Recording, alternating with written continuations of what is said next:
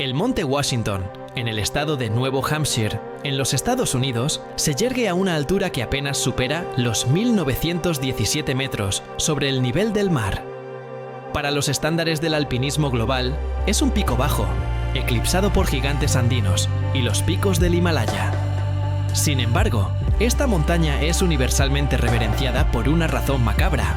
Ostenta el récord mundial, científicamente verificado, de la velocidad del viento en la superficie terrestre, un registro de 372 km por hora, alcanzado en abril de 1934. Este hecho singular convierte al Washington en un laboratorio meteorológico y, al mismo tiempo, en un cementerio helado. Dale like, suscríbete y comparte. Comencemos. Era el mes de octubre del año 2009. Octubre en los Apalaches Blancos de Nuevo Hampshire es sinónimo de belleza otoñal, el famoso foliage que atrae a turistas de todo el mundo. La ruta presidencial, que conecta las cimas de la cordillera, incluyendo el Washington, es un destino de senderismo popular. Muchos excursionistas suben bien equipados, sabiendo la reputación de la montaña, pero muchos otros, engañados por la baja altitud y la facilidad de acceso, subestiman la realidad polar de su cima. Esta montaña es un microcosmos de las peores condiciones climáticas del planeta. Se ha comparado su cima con la del monte Everest por la combinación de frío, viento y hielo.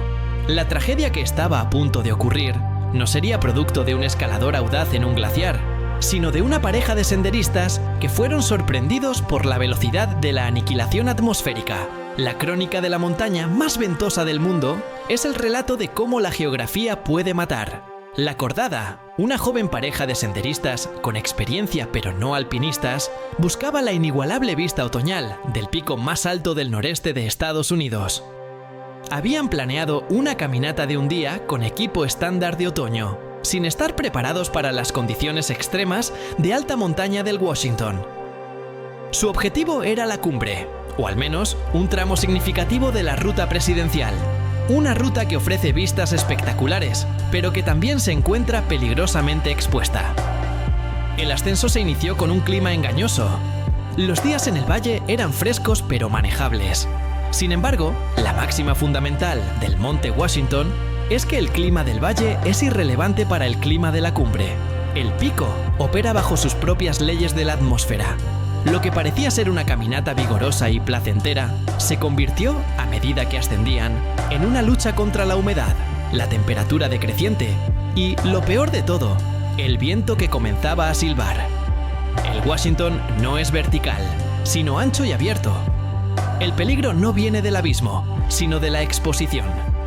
A medida que superaban la cota de los 1500 metros, el ambiente cambió drásticamente. La humedad se condensó en una niebla espesa y congelante. La temperatura cayó por debajo de cero, y el viento, que ya había pasado de brisa a vendaval, comenzó a soplar con una fuerza sostenida que dificultaba el habla y la audición. La decisión de continuar, impulsada por la proximidad de la cumbre y la falta de juicio sobre el peligro inminente, se convirtió en el error fundamental. Estaban entrando en el embudo, el lugar exacto donde la geografía del Washington concentra la furia del aire.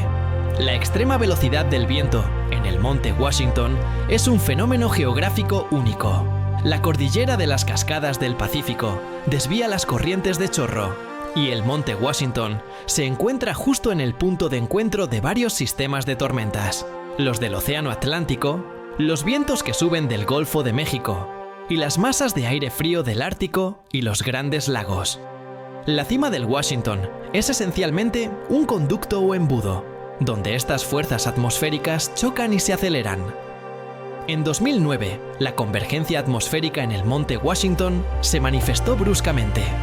En solo una hora, el clima pasó de frío y ventoso a polar y huracanado. La velocidad del viento subió de 50 km por hora a más de 120 km por hora. Estos vientos, cargados de hielo, no solo derriban, sino que desorientan, causan ceguera por nieve y extraen rápidamente el calor corporal, el factor viento. Los dos senderistas se encontraron de repente escalando en vientos de fuerza de huracán. La visibilidad se redujo a la ceguera blanca. La orientación era imposible. No podían ver ni el sendero ni sus propios pies. El viento, que rugía con la intensidad de un motor a reacción, les impedía moverse en línea recta. Cada paso se convertía en una lucha por no ser arrastrado o derribado. La montaña, con su baja altura, había creado un ambiente más hostil que el de muchos picos de 8.000 metros. El ataque no era contra la destreza, sino contra la simple supervivencia al embate del aire helado. En condiciones de 120 km por hora y temperaturas bajo cero, el factor viento provoca que la sensación térmica caiga a valores extremos. El cuerpo humano, por muy abrigado que esté, pierde calor a una velocidad alarmante. La prioridad de los senderistas, en ese punto, dejó de ser la cumbre y pasó a ser encontrar cualquier tipo de refugio, incluso una depresión en el terreno o la parte trasera de una roca. La hipotermia se instaló rápidamente. El agotamiento, al tener que luchar contra el viento constante, consumió sus reservas de energía. A medida que la temperatura central de sus cuerpos caía, la confusión mental se apoderó de ellos. No podían manipular sus mochilas para sacar equipo de emergencia, ni podían coordinarse para cavar un refugio de nieve. El simple acto de mantenerse erguido era un esfuerzo que drenaba sus últimas fuerzas. El Monte Washington, con su viento abrasador, estaba despojando a sus víctimas de su conciencia. Dale like, suscríbete y comparte. La tragedia se consumó en algún lugar expuesto de la ruta presidencial. Los dos senderistas, exhaustos y con su juicio nublado por el frío, sucumbieron. Sus cuerpos, incapaces de luchar más contra el vendaval y el frío extremo, cedieron. La montaña no los había matado con una avalancha o una caída en una grieta. Los había aniquilado por agotamiento y la extracción de calor. Era la muerte por la furia sostenida del aire polar. La alerta inicial no provino de los senderistas, sino del observatorio del Monte Washington. Esta estación de investigación, ubicada en la cumbre, monitorea el clima las 24 horas del día. Los técnicos del observatorio notaron la subida violenta e inusual de la velocidad del viento y la caída de la temperatura. Cuando la pareja no regresó al refugio de descenso a la hora esperada, se lanzó la alarma. La búsqueda y el rescate en el Monte Washington son operaciones especializadas, llevadas a cabo por equipos del observatorio y de los guardabosques de Nuevo Hampshire, que conocen el temperamento de la montaña. Sin embargo, incluso para ellos, las condiciones eran de extremo riesgo. Subir la montaña en vientos de 120 km por hora requiere de cuerdas fijas, máscaras faciales completas y un equipo especializado. La visibilidad era tan baja que un rescatista podía pasar a menos de 10 metros de un cuerpo sin verlo. La búsqueda fue extenuante y dolorosa. Los equipos se centraron en las rutas conocidas, sabiendo que en condiciones de desorientación, la gente suele desviarse solo unos metros del sendero. Día tras día, el esfuerzo continuó, utilizando sondas y la experiencia para intentar localizar cualquier señal. La montaña se mantenía implacable, negándose a ceder sus secretos bajo el rugido constante del viento. Los rescatistas operaban bajo la sombra del viento, récord de 372 km por hora, un recuerdo de lo que el Washington es capaz de desatar.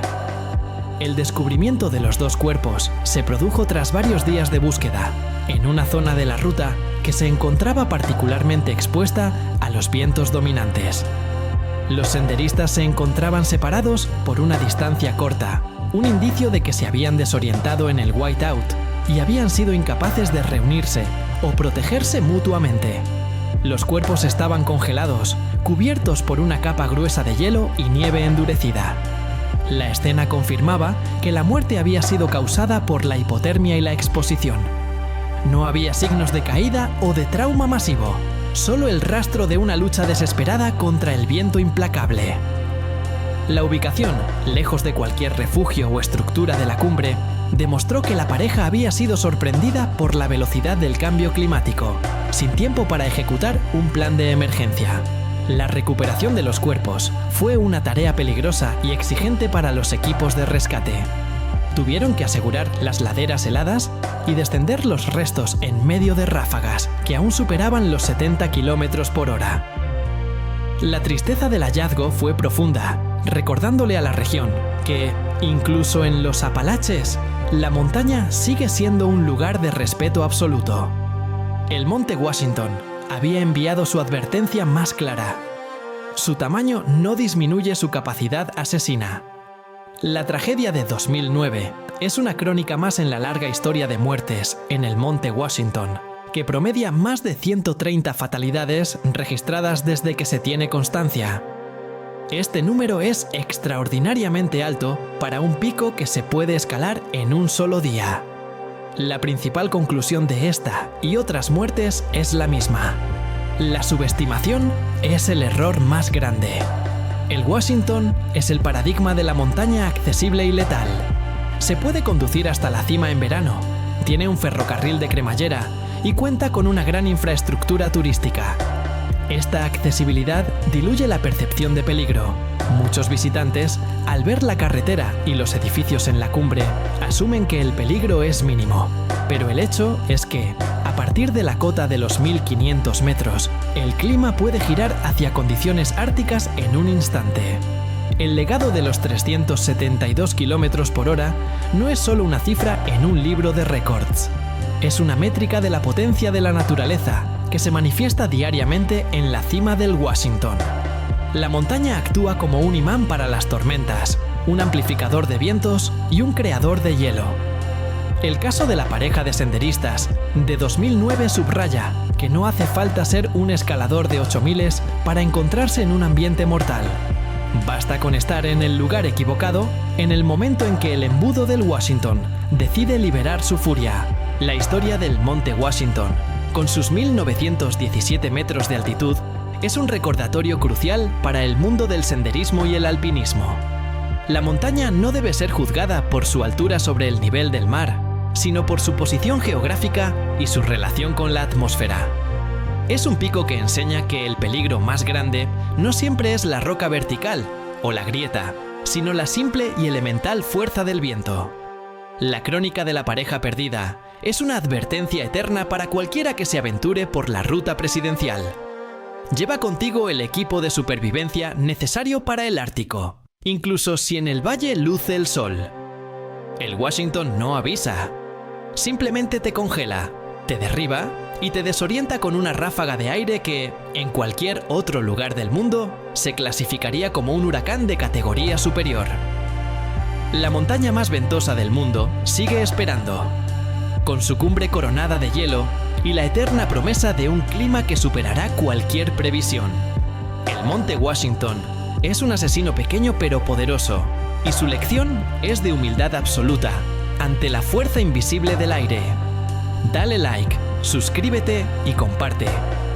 ¡Hasta la próxima!